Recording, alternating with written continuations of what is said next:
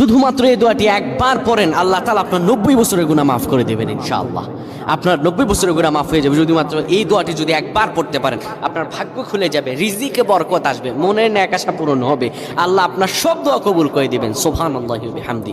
এত ফজিলত, এই দোয়াটা আপনারা শেয়ার করে দিবেন। এই যুবকেরা, আমল না করেও সওয়াব পাবা। তোমার একটি শেয়ারে, একটা বাটনে প্রেস করে তুমি সওয়াব পেয়ে যাবা। কারণ তুমি আমল না করো, অন্য কেউ যদি তোমার শেয়ারের বদৌলতে আমল করে, সওয়াব তুমি পেয়ে যাবা। নবীজির হাদিস।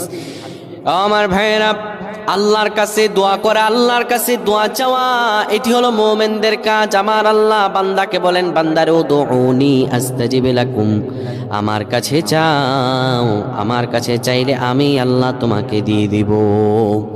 কেউ যদি একবারে দোয়াটি পড়তে পারে, দোয়াটি হলো রব্বি ইন্নী যালামতু নাফসি ফাগফিরলি। কেউ যদি এই দোয়াটা একবার পড়তে পারে, আমার আল্লাহ তাআলা তার 90 বছরের গুনাহগুলো মাফ করবেন। কবিরা গুনাহ নয়, সেটি হলো সগীরা গুনাহ। সগীরা গুনাহ মাফ হবে। বলবেন হুজুর 90 বছর তো হয়নি, তাহলে গুনাহ মাফ হবে কি করে? আপনার যত বছর হয়েছে তত বছরের সগীরা গুনাহ মাফ হবে, আর বাদ বাকিটা কাউন্ট করে আপনার আমল নামায় নফল নামাজ, নফল আমলের সওয়াব আল্লাহ তাআলা আপনার আমল নামায় দিয়ে দিবেন। কিন্তু এটির ব্যাপারেও সহিহ সনদে তেমন কোনো গুরুত্ব আরোপ হয়নি, এটির ব্যাপারে তেমন কোনো উল্লেখিত সহিহ সনদ নেই, কিন্তু আমল করতে পারেন যেহেতু এর অর্থ সুন্দর।